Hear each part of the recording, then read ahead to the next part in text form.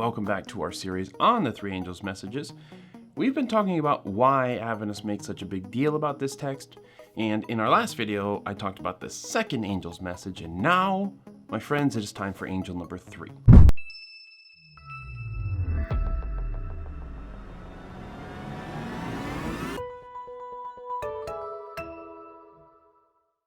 If we haven't met before, I'm Matthew. This is Peoria Adventists, a channel all about showing Seventh-day Adventism to internet people like you, like me. And that often involves explaining what Adventists believe and how we behave and the things that we do, and also showing what our church in Peoria is up to. Also, we just generally have fun being Adventist. Okay, now the third angel he really has the hardest message. You definitely have a sense of escalation with these angels. The first angel called us to worship God as our creator. Second angel announced that Babylon has fallen. The third angel, with this one, we learned that there are consequences if we didn't listen to the first angel. Okay? So these angels are definitely in some kind of sequential order. They are building a case. So let's start with what this third angel actually says. All right? This is a bit lengthy. You can find it in Revelation 14. It says, "If anyone worships the beast and its image and receives its mark on their forehead or on their hand, they too will drink the wine of God's fury, which has been poured full strength into the cup of his wrath. They will be tormented with burning sulfur in the presence of the holy angels and of the Lamb, and the smoke of their torment will rise forever and ever. There will be no rest, day or night, for those who worship the beast and its image, or for anyone who receives the mark of its name." This is really dark. I don't want to walk around telling people to turn or burn, suckers. Like, how does this relate to the eternal gospel which the first angel had? Once again, we have to keep in mind that these three angels are speaking in response to what's been going on in chapter 13. So, let me give you an example. If all you knew about World War II was that an army in England, comprised predominantly of Americans and Englishmen, just crossed the channel and invaded France, you'd be like, well, this is absurd. These allies are attacking France. This is not right. They're committing injustice.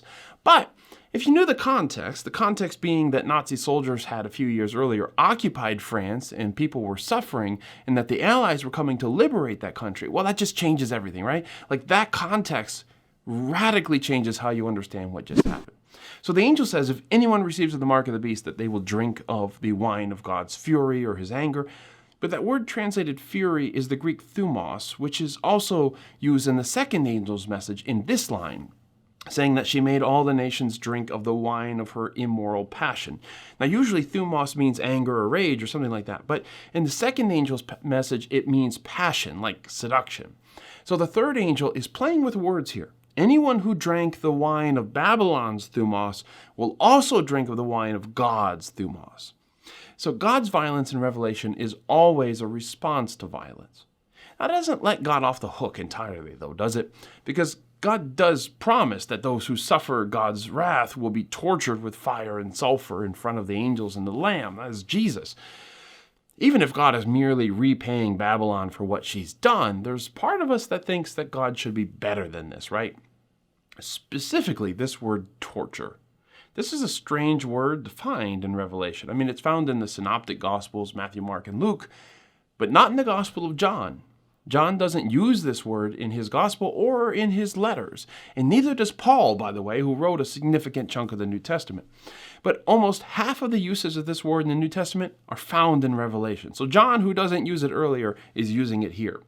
Torture is, I think, not the right word. It suggests inflicting pain for the pleasure of inflicting pain.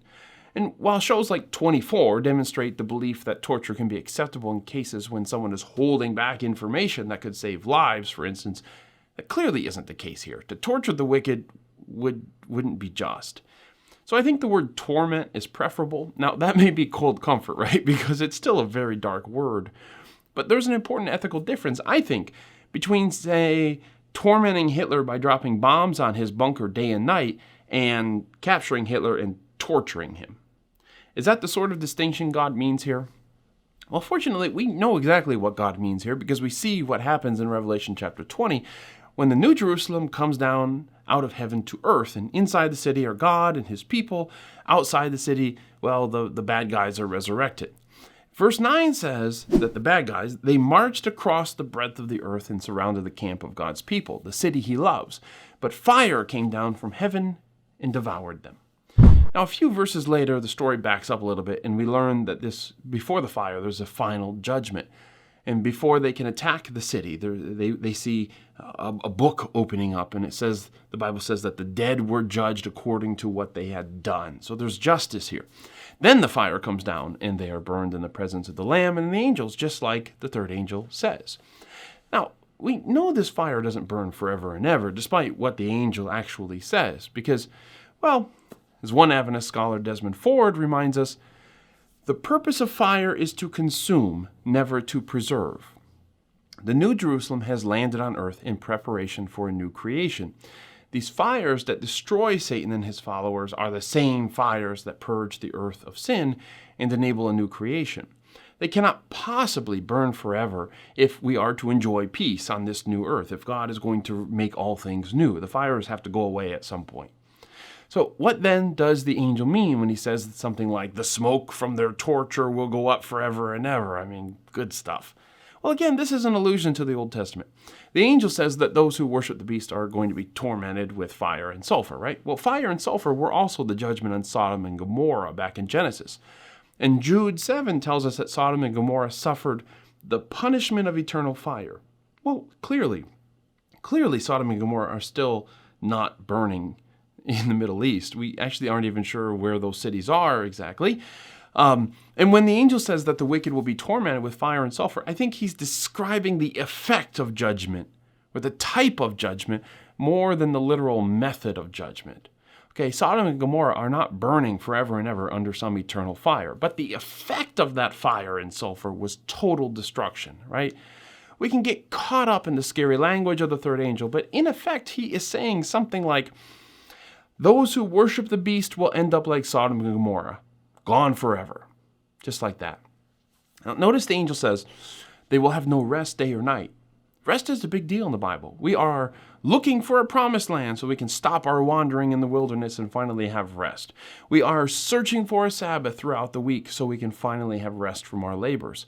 This is no coincidence. John quickly adds in verse 12 that this requires steadfast endurance of the saints, those who obey God's commandments. Well, the Sabbath is one of those commandments, right? And the Sabbath rest is something that differentiates between the wicked who live lives of ceaseless toil and the saints who have the rhythm of rest. Now, the Spirit then adds that those who die in the Lord are blessed, he says. Why? Because they can rest from their hard work. So even when the saints die at the hand of the beast, right, they're threatening to kill people who don't worship the dragon, even when the saints die, it is in some ways a blessing because they get to rest. Now again, it's worth keeping in mind that everything the third angel says is a reaction to what the Babylonian beast is doing. If she is making people drink of her cup, God will make them drink of his cup. If she's killing God's people, God will kill her people. If she is killing God's people in the presence of the dragon, then God will kill her people in his presence. If she is branding people with a mark, God is giving his people a seal. So I think we have to take some of this as a rhetorical tit for tat, that every act of injustice will be matched by an act of justice, which balances the scales. Okay, the one difference, the critical difference, is that God is telling us all of this in order to give us a choice. The beast will coerce you or trick you into following her. God will not. He simply announces the consequences of following the beast so that people can compare both options and make a choice. The beast is only giving you one option. God's saying, yeah, you could do that or you could do this. Here are the pros and cons of each choice.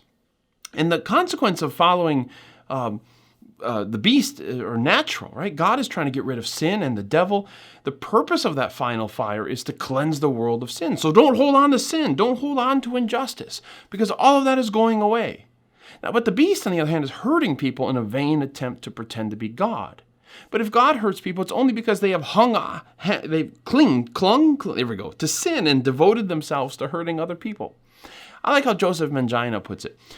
Quote, in love with gods who do not really exist and who certainly don't exist anymore, The beast worshippers suffer from the perpetual unreality of what they have made of their own lives. Moreover, they cannot help but do so in God's presence, not because God delights in human suffering, but because there is finally no such thing as a life lived apart from God, as the lost now discover to their horror.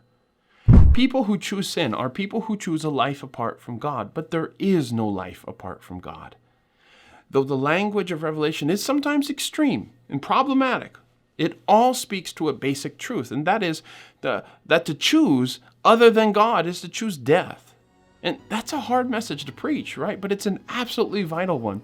We are called to tell the world that there is no life apart from God, so come and choose Him and choose life today.